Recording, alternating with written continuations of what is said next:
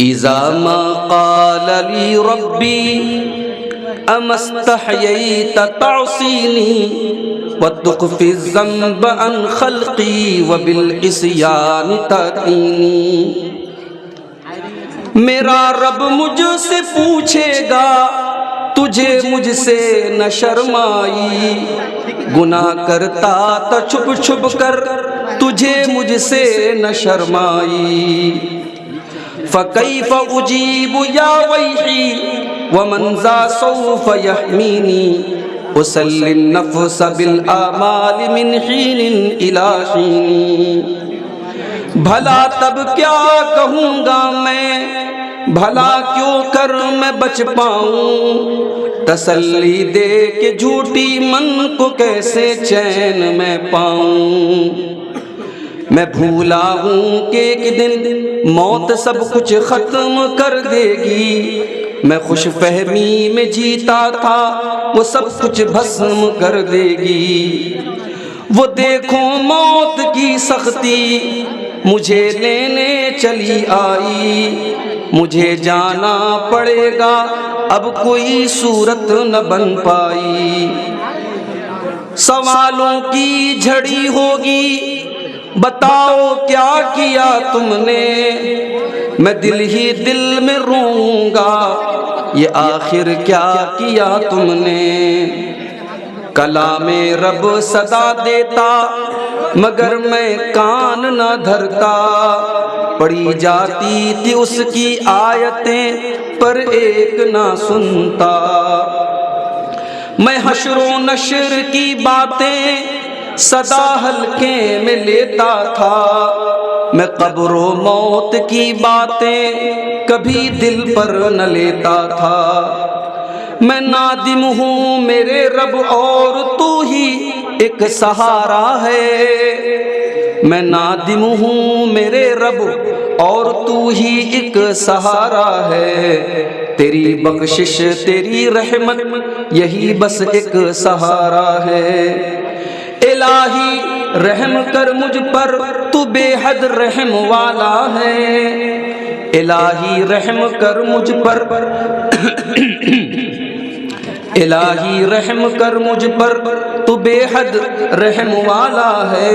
तेरा ही आसरा है तू निराली शान वाला है, तेरा ही आसरा है तू निराली शान वाला है। सदर मोहतरम उलमाए किराम, मोहतरम बुजुर्गों, नौजवान साथियों, माँ और बहनों, प्यारे बच्चों, एक मर्तबा फिर आपके इस इलाके में, बल्कि इसी इलाके में और इसी मोहल्ले में मैं आपकी दावत पर हाजिर हुआ हूँ। 2 दिन का प्रोग्राम है ये और आज प्रोग्राम का पहला दिन है। आपकी मस्जिद के इमाम साहब शेख अजीजुर रहमान मोहम्मदी हफिज़हुल्लाह ने जब आज के इस प्रोग्राम के लिए मुझसे टाइम लिया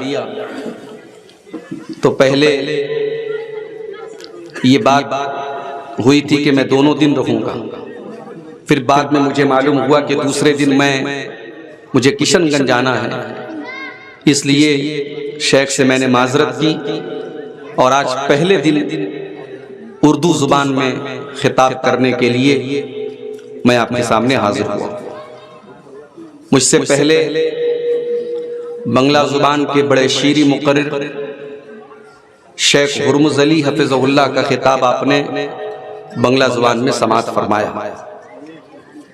मैं आज आपके सामने जिस उन्वान पर, जिस विषय पर और जिस टॉपिक पर कुछ बोलना चाहता हूं,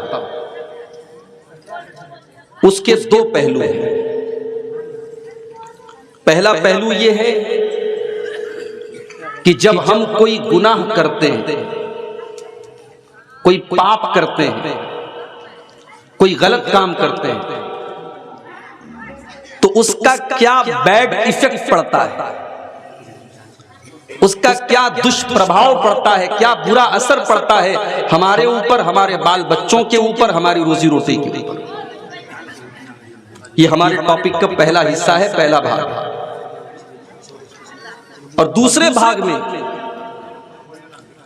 मैं कुछ ऐसे गुनाहों को बयान करूंगा जिनको अल्लाह ने और उसके रसूल ने कबीरा गुनाह करार दिया है, बड़े बड़े गुनाह करार दिया है, जिस पर अजाब की या लानत की या जहन्नम की वईद आई है।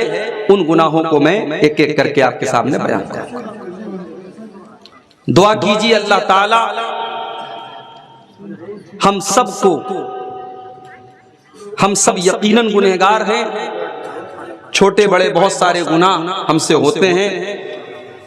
अल्लाह ताला हम सबको सच्ची तौबा करने की तौफीक अता फरमाए और आइंदा की जिंदगी अल्लाह ताला हम सबको अपनी रजा के कामों में और उन कामों में जिससे अल्लाह ताला राजी होता है, खुश होता है, उन कामों को करने की अल्लाह ताला हम सबको तौफीक अता फरमाए।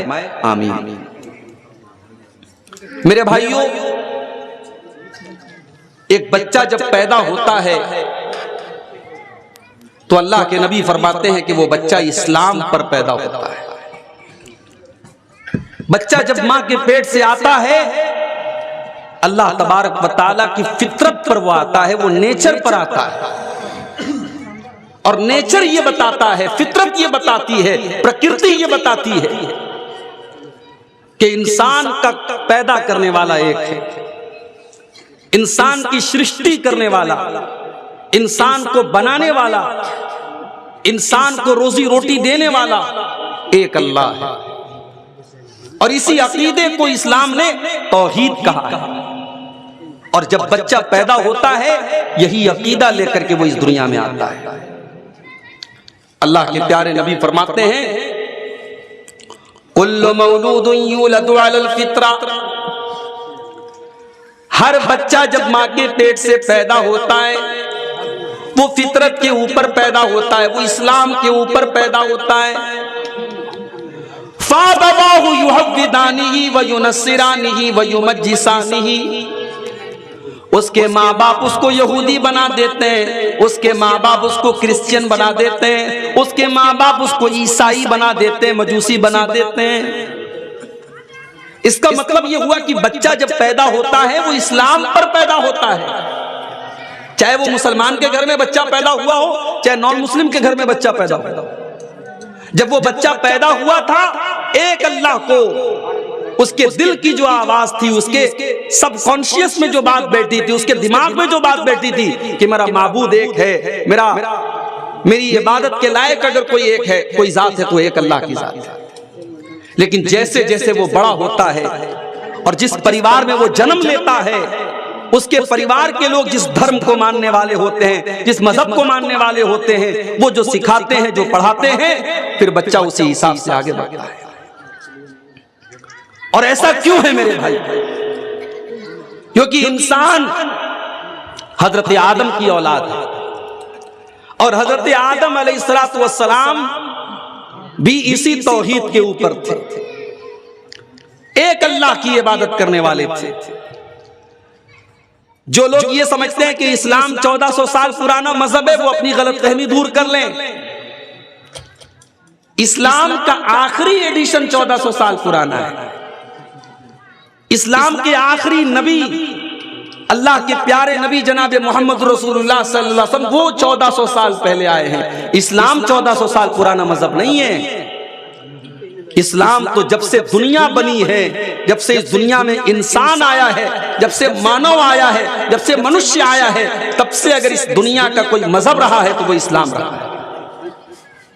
इसीलिए हमारे बहुत सारे गैर मुस्लिम भाई जो मुसलमानों को बहका करके अपने मजहब में दाखिल करना चाहते, तो कहते साहब हम घर वापसी करा रहे हैं, हम घर वापसी करवा रहे हैं। क्योंकि भारत में बहुत सारे मुसलमान ऐसे थे जो पहले दूसरे मजहब के मानने वाले थे, अब मुसलमान हो गए, तो हम उनको इस्लाम से निकाल करके उनकी घर वापसी करा रहे हैं। तो अपने उन भाइयों से हम कहना चाहते हैं कि घर वापसी आप नहीं करवा रहे हैं, घर वापसी तो वो करवा रहा है जो किसी को इस्लाम की तरफ बुला रहा है। क्योंकि हमारे बाप आदम का जो मजहब था, हमारी माँ हव्वा का जो मजहब था, वही इस्लाम था। और इसीलिए जब हमारे बाप आदम से गलती हुई, जब हमारी माँ हव्वा से गलती हो गई, गुनाह हो गया, अल्लाह की नाफरमानी हो गई, जिस दरख्त के करीब जाने से अल्लाह ने मना किया था, जिस पेड़ के पास जाने से अल्लाह ने मना किया था, हजरत आदम ने और हजरत हव्वा ने उस पेड़ को खा लिया। तो अल्लाह ताला ने उन दोनों को फरमाया, तुम्हारे बदन के उनके कपड़े पहले उतर गए, फिर अल्लाह ने कहा तुम जन्नत से चले जाओ, जमीन पे चले जाओ। जब दोनों के बदन से कपड़े उतर गए, दोनों को ये एहसास हुआ कि हमने बहुत बड़ी गलती कर दी, हमने अल्लाह को नाराज कर दिया, हमने अल्लाह को नाखुश कर दिया।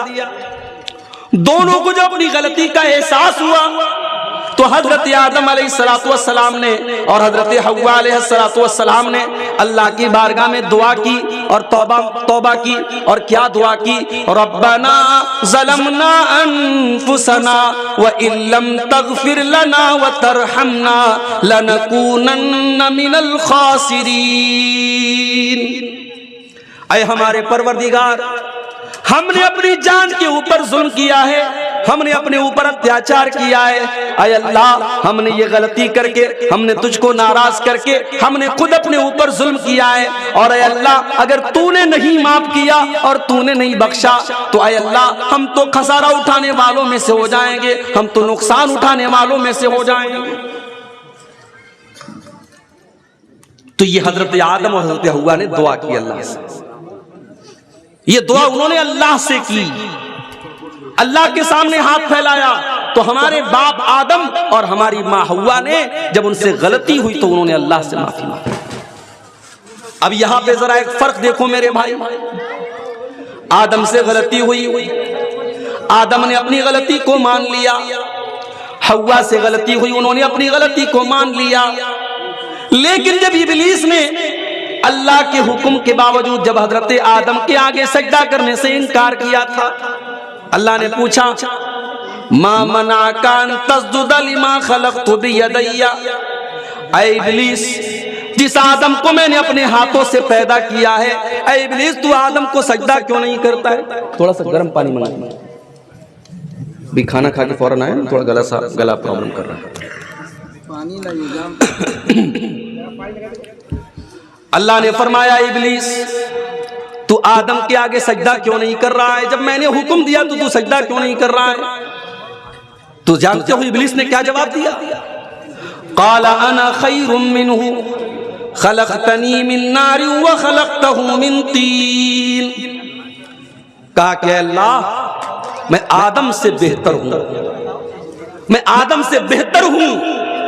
तूने मुझे आग से पैदा किया है और आदम को मिट्टी से पैदा किया है। आग हमेशा ऊपर जाती है, मिट्टी हमेशा नीचे जाती है। आग से पैदा होने वाली चीज, मिट्टी से पैदा होने वाली चीज को सजदा क्यों करेगी? अल्लाह का हुक्म है। इब्लीस लॉजिक लगा रहा है, इब्लीस तर्क लगा रहा है, इब्लीस मंतिक लगा रहा है। पता ये चला जब अल्लाह का हुक्म आ जाए तो फिर लॉजिक नहीं लगाते, जब अल्लाह का फरमान आ जाए तब अपना दिमाग नहीं लगाते। अल्लाह का हुक्म है तो वो काम करो। जाड़े का मौसम में हमने मोजा पहना हुआ है, अल्लाह के नबी ने फरमाया कि अगर कोई आदमी मुकीम है, अपने घर पर है और मोजा पहने हुए तो एक दिन और एक रात वो मोजे पर मसा करके नमाज पढ़ सकता है। और मुसाफिर है, अपने शहर के बाहर गया है तो 3 दिन और 3 रात वो मोजे पर मसा कर सकता है। यानी अगर उसने वजू करके मोजा पहना है, मान लो आज फजर की नमाज में उसने वजू करके मोजा पहना, तो कल फजर की नमाज तक, कल फजर के पहले पहले तक वो सारी नमाजें मोजा पहने पहने सिर्फ मोजे के ऊपर मसा करके पढ़ सकता है। अब जरा गौर करो, मोजा जब हम पहनते हैं और जब हम मोजा पहन करके जमीन पे चलते हैं तो हमारे मोजे का जो निचला हिस्सा होता है वो गंदा हो जाता है, वो डस्टी हो जाता है और उसमें धूल लग जाती है, मिट्टी लग जाती है। मगर जब हम मसा करते हैं तो मोजे के ऊपर मसा करते हैं, मोजे के नीचे मसा नहीं करते। अगर लॉजिक लगाओगे, अगर अकल लगाओगे, तो अकल ये कहती है कि मोजे के नीचे मसा होना चाहिए। डस्ट तो वहां लगा है, धूल तो वहां लगी है, मिट्टी तो वहां लगी है, मगर यहां लॉजिक नहीं लगाएंगे, यहां अकल नहीं लगाएंगे। अल्लाह का हुक्म है हम मोजे के ऊपर मसा करें।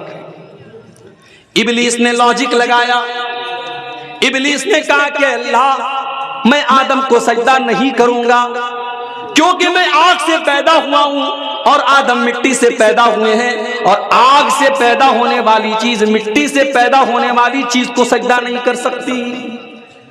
अल्लाह ने कहा अच्छा, मेरे हुक्म के आगे तू लॉजिक लगा रहा है, मेरे आदेश के बाद तू मंतिक लगा रहा है, अकल लगा रहा है। अल्लाह ने इब्लीस को मरदूद करार दे दिया और कयामत तक के लिए और हमेशा के लिए इब्लीस अल्लाह ताला के गजब का और गुस्से का हकदार हो गया और अल्लाह की बारगाह से निकाल दिया गया। पता ये चला दो रास्ते हैं, एक आदम का रास्ता है, एक इब्लीस का रास्ता है। आदम से भी गलती हुई, इब्लीस ने भी गुनाह किया, मगर आदम ने अल्लाह से माफी मांग ली, आदम ने तौबा कर ली, आदम ने अल्लाह से माफी मांग ली, और इब्लीस ने माफी नहीं मांगी। इब्लीस ने गुनाह किया और गुनाह करने के बाद अपने गुनाह के ऊपर डटा रहा और ढिठाई करता रहा। इसी को कहते हैं एक तो चोरी ऊपर से सीना, एक तो चोरी कर रहा है, अल्लाह को नाराज कर रहा है, और उसके बाद अपने गुनाह की दलील दे रहा है। मेरे प्यारे साथियों, उसी आदम की औलाद हम और आप हैं।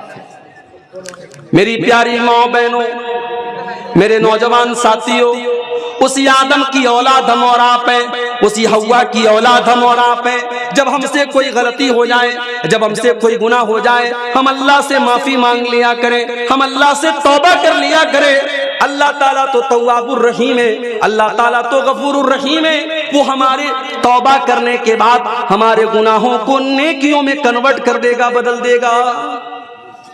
जानते हो, एक बड़ी प्यारी हदीस आपको सुनाने जा रहा हूं। ये हदीस आपको सही मुस्लिम के अंदर मिलेगी। अल्लाह के नबी फरमाते हैं, जब बंदा कोई नेकी का काम करना चाहता है, जब बंदा कोई नेकी के काम करने का इरादा करता है, अल्लाह ताला फरिश्ते से कहता है मेरा बंदा नेकी के काम का इरादा कर रहा है, उसके नाम आमाल में एक नेकी लिख दो। अभी उसने नेकी नहीं किया है, अभी उसने नेकी का इरादा किया है, अभी वो रात में इशा की नमाज पढ़ के आया है, वो बिस्तर पे ये सोच के सोया है कि कल मैं तहज्जुद की नमाज पढ़ूंगा। अभी उसने सिर्फ इरादा किया है, अल्लाह ताला ने उसके नाम आमाल में एक नेकी लिख दी। रात में 2 बजे नींद खुली, रात में 3 बजे नींद खुली। वो आज के नौजवानों की तरह तो नहीं होगा जो रात को 2-2 बजे तक और 3-3 बजे तक लड़कियों से चैटिंग करने में अपना टाइम गुजारे। वो इशा पढ़ के बेचारा सोया है, मैं रात में तहज्जुद पढ़ूंगा, रात में 2 बजे उठता है और अल्लाह की बारगाह में तहज्जुद पढ़ता है।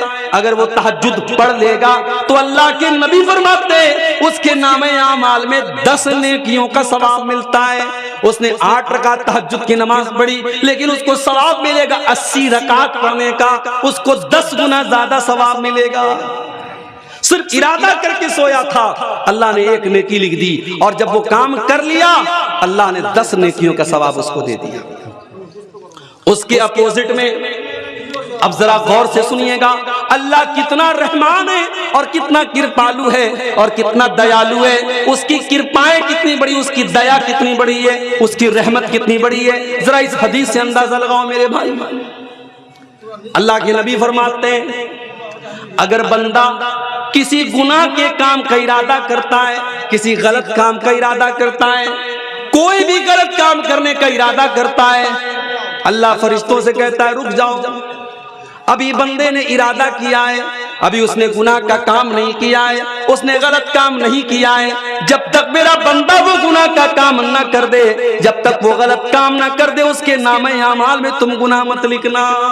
देखो, नेकी का इरादा किया था, नेकी का सवाब अल्लाह ने लिख दिया था, मगर गुनाह का इरादा किया है, अभी अल्लाह ने गुनाह का उसके नामे आमाल में गुनाह को नहीं लिखा, मना कर दिया फरिश्तों से अभी मत।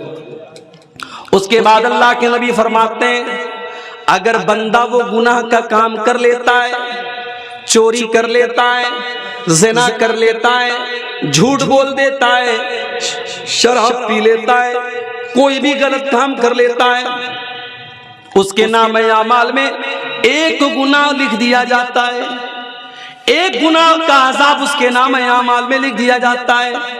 लेकिन अगर इरादा करने के बाद अगर बंदा गुनाह से बच जाए और गुनाह न करे तो जरा उस अल्लाह की रहमत देखो। अल्लाह फरिश्तों से कहता है मेरे बंदे ने मेरे डर से इस गुनाह को छोड़ दिया है, मेरा डर उसके दिल में पैदा हो गया और उसने गुनाह का इरादा करके गुनाह नहीं किया है। ऐ फरिश्तों, उसके नाम आमाल में एक नेकी लिख दो। उसने गुनाह का इरादा करके गुनाह नहीं किया, उसने मेरे डर से ऐसा नहीं किया। ऐ मेरे फरिश्तों, उसके नाम आमाल में एक नेकी लिख दो। यह है उस अल्लाह की रहमत है। इसलिए अगर हमसे कोई गुनाह हो जाए तो हम अल्लाह से सच्ची तौबा करें, हम अल्लाह से माफी मांगें। अच्छा, तौबा का मतलब समझते हो? जब हम गाड़ी चलाते हैं, चाहे हम कार चला रहे हो या बाइक चला रहे हो, तो आपने रास्ते में कहीं कहीं देखा होगा रोड के ऊपर यू टर्न लेना होता है। अगर हमें इस साइड से उस साइड आना है तो हम यू टर्न लेते हैं, पूरी गाड़ी को हम घुमा के अपोजिट रास्ते पे लेके आते हैं।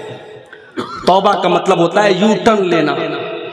तौबा का मतलब होता है आप अल्लाह ताला के रास्ते से भटक गए थे, सिरात मुस्तकीम से भटक गए थे, अब आप यू टर्न ले रहे हैं, आप अल्लाह के रास्ते पर वापस लौट रहे हैं। इसलिए अल्लाह ताला कुरान करीम में फरमाता है इल्ला मन ताबा व आमन व अमिल अमलन सालिहा फउलाइका युबद्दिलुल्लाहु सय्यिआतिहिम हसनात। जो तौबा कर ले, जो ईमान ले आए और जो नेक अमल कर ले, हम उसके गुनाहों को नेकियों में बदल देंगे। कल तक वो शराब पिया करता था, कल तक वो जिना किया करता था, कल तक वो झूठ बोला करता था, कल तक वो हराम काम किया करता था, आज उसने सच्ची तौबा कर ली, आज उसने अल्लाह से माफी मांग ली, आज वो नेक अमल करने लगा, आज उसने अपने आप को सुधार लिया, तो अल्लाह ताला उसको माफ भी कर देगा और उसके सारे गुनाहों को नेकियों में बदल देगा। उस अल्लाह का करम देखो, उस अल्लाह की रहमत का दरिया देखो। फउलाइका युबद्दिलुल्लाहु सय्यिआतिहिम हसनात। भाई, दुनिया में अगर हमारा एक बाप का अगर बेटा कोई गलती कर दे और बेटा आके बाप से कहे अब्बा मुझसे गलती हो, बच्चा गलती कर दे माँ से आके कहे अम्मा गलती हो गई, तो माँ माफ कर देती है, बेटा माफ कर देता है। मगर बाप जब माफ करता है, माँ जब माफ करती है, तो ऐसा तो नहीं करती है माँ, ऐसा तो नहीं करता है बाप कि उस बच्चे को माफ कर दे और उसके बाद उसको तोहफा दे दे। मगर वो अल्लाह, वो जब हम तौबा करते हैं मेरे भाइयों, तो वो हमें माफ भी करता है और हमें तोहफा देता है, हमारे गुनाहों को नेकियों में बदल देता है। ये उस अल्लाह का करम है, ये उसकी रहमत है मेरे प्यारे साथ। इसलिए कभी भी कितना भी इंसान गुनहगार हो, उसे अल्लाह की रहमत से मायूस नहीं होना चाहिए। अगर आपको लगता है कि मैं बहुत गुनहगार हूं और मेरी दुआ अल्लाह ताला नहीं सुनेगा, तो आओ कुरान की मैं वो आयत पढ़ता हूं।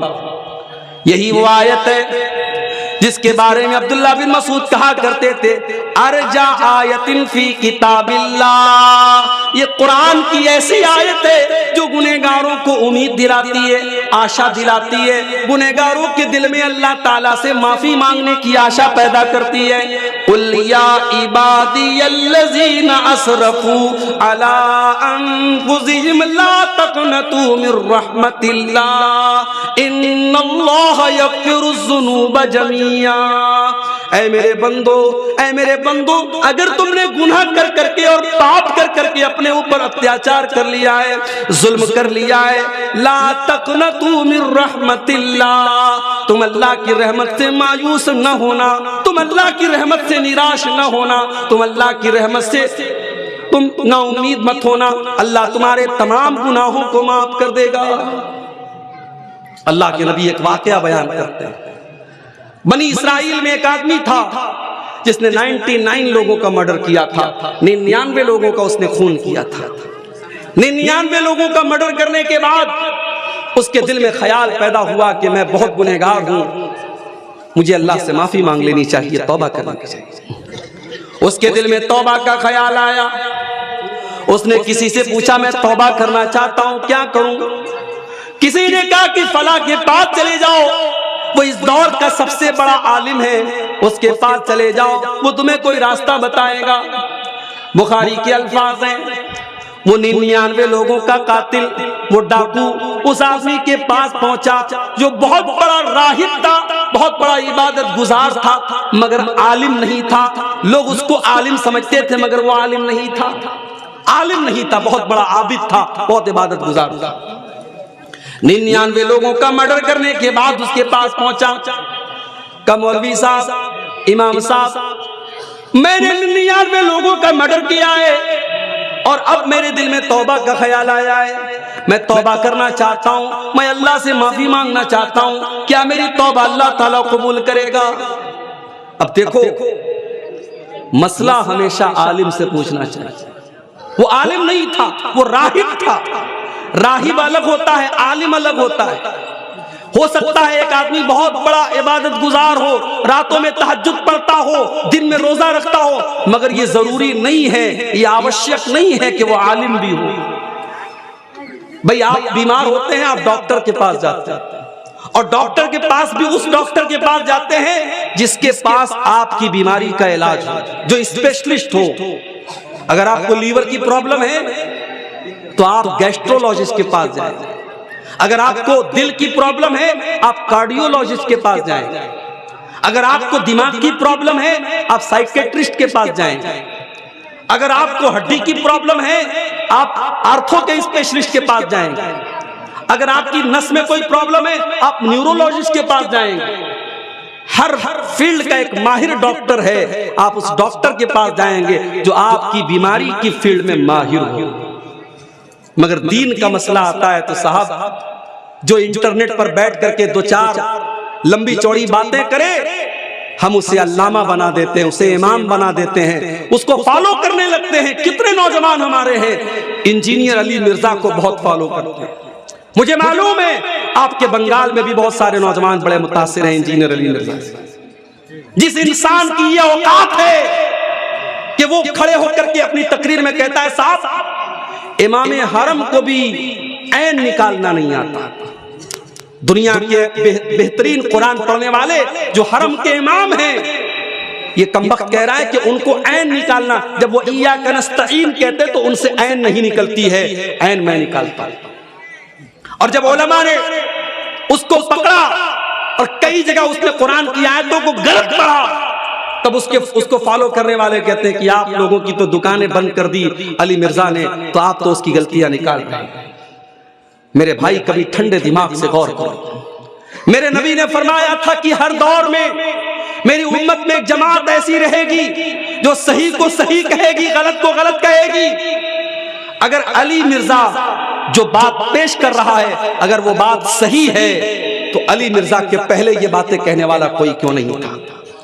इस उम्मत में 1400 साल से आज तक जो सलफ का अकीदा है, जो उम्मत का अकीदा है, सबने हजरत मुआविया को सहाबी माना है, सबने हजरत मुआविया का एहतराम किया है और सबने ये कहा है सहाबा के बीच में जो इख्तिलाफ हुआ है, जो लड़ाई झगड़ा हुआ है, जो जंग हुई है, उसके बारे में अपनी जबान को बंद।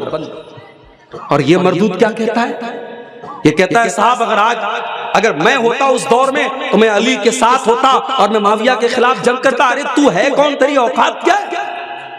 और आज हमारा नौजवान ऐसे इंसान को अपना इमाम मानते हैं, अपना उसको फॉलो करते हैं। उसकी तकरीरें सुन करके बहुत सारी औरतें उसकी तकरीरें सुनती हैं, कहती साहब वो बड़ी अच्छी बातें करते हैं, समाजी बातें करते हैं। माफ कीजिएगा, माफ कीजिएगा, आप जिसको इमाम और अपना आलिम बना रहे हैं और जिसकी आप तकरीरों को सुन रहे हैं, मेरे भाइयों उसके अकीदे का भी सही होना बहुत जरूरी है।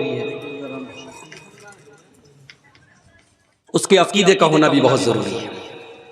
आप अगर किसी की तकरीर सुन रहे हैं, आप उसको अपने दीन का टीचर बना रहे हैं। और टीचर हर एरे गैरे नत्थु खैरे को नहीं बनाया जाता, टीचर उसको बनाया जाता है जो हमारे सब्जेक्ट का माहिर हो। हम साइंस पढ़ने जाते हैं तो मैथ के टीचर के पास नहीं जाते, मैथ पढ़ने जाते तो इंग्लिश के टीचर के पास नहीं जाते, इंग्लिश पढ़ने जाते तो हिस्ट्री के टीचर के पास नहीं जाते। हम सब्जेक्ट के टीचर से हम कांटेक्ट करते हैं और उससे हम इल्म लेते हैं। मेरे भाइयों, दीन का इल्म उलमा से हासिल करो। और जब उलमा की बात आई है तो एक और दर्द मेरे दिल में है, वो आज आपके सामने बयान कर देता हूं। माशाअल्लाह कलियाचक का इलाका पूरे हिंदुस्तान में इसकी अपनी एक पहचान है। हमने देखा था जब पूरे मुल्क में नाइंसाफी के खिलाफ धरना प्रदर्शन हो रहा था, इसी कलियाचक में बहुत बड़े पैमाने पर विरोध प्रदर्शन हुआ था। यहाँ के मुसलमानों की अपनी एक आवाज है, यहाँ के मुसलमानों की अपनी एक ताकत मानी जाती है।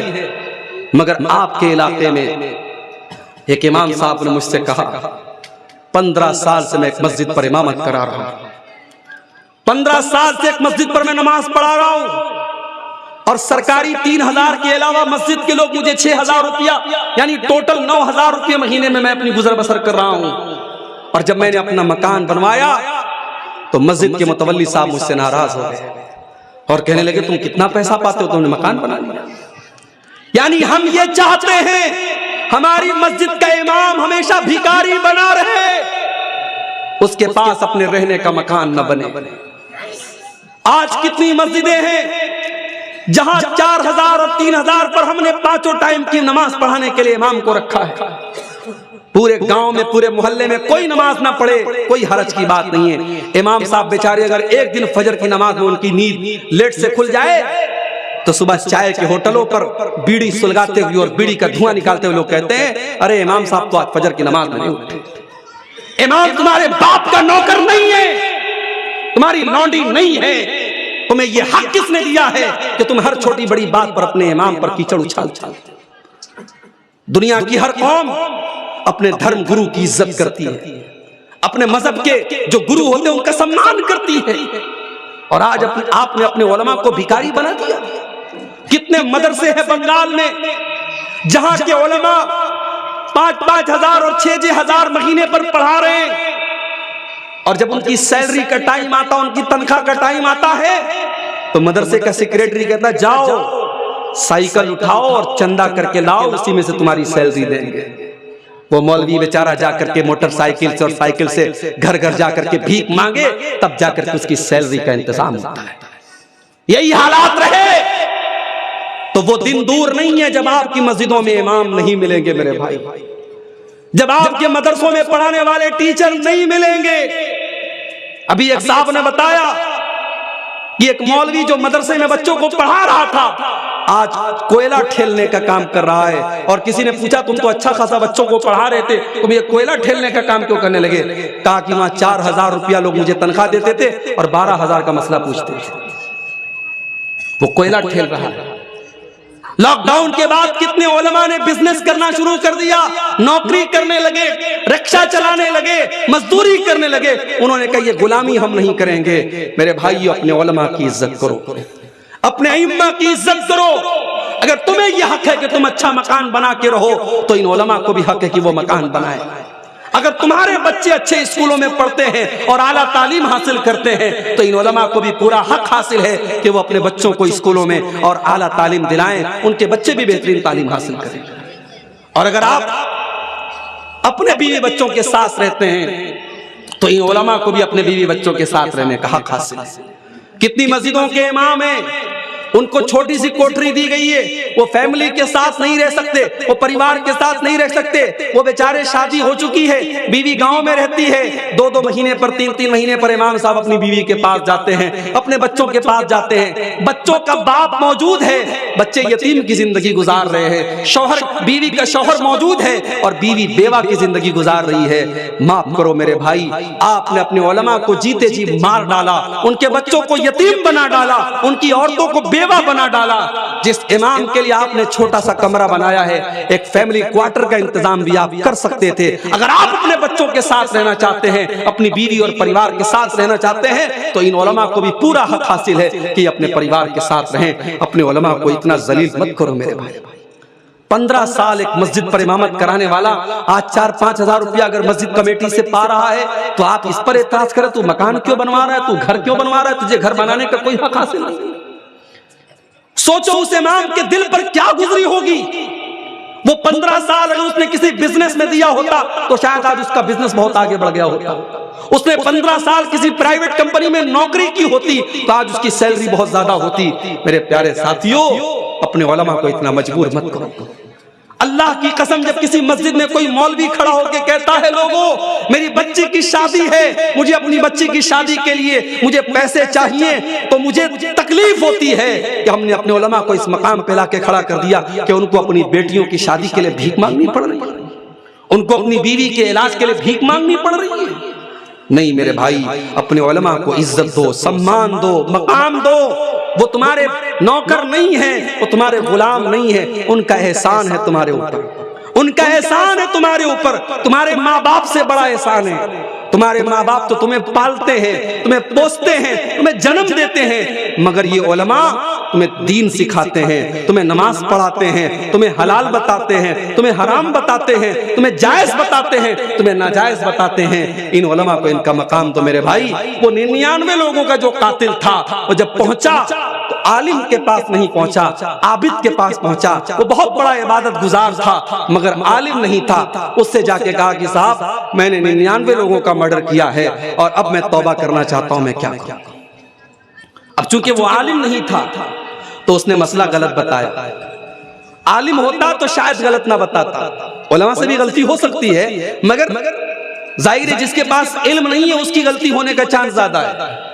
उसने कहा 99 लोगों के कातिल, तू बड़ा आया तौबा करने, 900 चूहे खा करके बिल्ली हज करने चली आई, तू चला जा, तेरी तौबा कबूल नहीं होगी, अल्लाह तुझे माफ नहीं करेगा। तूने 99 लोगों का खून बहाया है, अल्लाह तेरी तौबा कबूल नहीं करेगा। उसने कहा ऐसी बात, अगर मेरी तौबा अल्लाह कबूल नहीं करेगा तो चलो एक गुनाह मैं और कर देता हूं। उसने उस आबिद को भी कत्ल कर डाला और 100 कत्ल उसने पूरे कर दिए। उसने 100 कत्ल कर दिए, 100 कत्ल कर दिए। फिर उसके दिल में तौबा का ख्याल आया, फिर उसने पूछा किसी से मैं तौबा करना चाहता हूं, क्या करूं। किसी ने बताया फला के पास चले जाओ, वो इस दौर का सबसे बड़ा आलिम है। वो उसके पास पहुंचा, वो वाकई में आलिम था। उससे जाकर के कहा कि मैंने 100 लोगों की हत्या की है, 100 लोगों को कत्ल किया है, मैं तौबा करना चाहता हूं, मैं अल्लाह से माफी मांगना चाहता हूं, क्या अल्लाह मेरी तौबा कबूल करेगा। उस आलिम ने जवाब दिया मन यहूलु बैनका व बैन अल्लाह, अगर तू तौबा करना चाहता है, अगर तू अल्लाह से माफी मांगना चाहता है, तो कौन तेरे बीच में और अल्लाह के बीच में रुकावट बन सकता है। तू अल्लाह से तौबा कर ले, तू अल्लाह से माफी मांग ले, अल्लाह जरूर तेरी तौबा को कबूल करेगा। उसने सही जवाब दिया कि 100 लोगों का कत्ल करने के बाद भी अगर तू तौबा करना चाहता है, अल्लाह तेरी तौबा को कबूल करेगा, मगर उसके लिए तुझे एक काम करना पड़ेगा, तुझे बुरे लोगों की बस्ती को छोड़ना पड़ेगा। ये बुरे लोगों की बस्ती है, ये गुनाहगारों की बस्ती है, इसे छोड़ करके तुझे फला बस्ती में जाना पड़ेगा जहां नेक लोग रहते, जहां अच्छे लोग रहते। पता ये चला मेरे भाइयों, इंसान के ऊपर सोहबत का भी असर पड़ता है। शराबियों के साथ बैठोगे शराबी हो जाओगे, जानियों के साथ बैठोगे जिना तुम्हारी नजर में हल्का हो जाएगा, बेनमाजियों के साथ बैठोगे तो नमाज की वक़्त और अहमियत कम हो जाएगी। इसलिए मेरे भाइयों और मेरी बहनों, जब आप किसी से दोस्ती करो, किसी को अपना दोस्त बनाओ तो देखभाल करके अपना दोस्त बनाओ, अच्छे लोगों को अपना दोस्त बनाओ। अगर बेदीन लोगों को और दीन से दूर लोगों को अपना दोस्त बनाओगे तो तुम्हारे दीन को बर्बाद कर डालेंगे। सोहबत का बड़ा असर होता है। अब वो 100 लोगों का कातिल अपने गांव से निकला, अपनी बस्ती से निकला, और अभी वो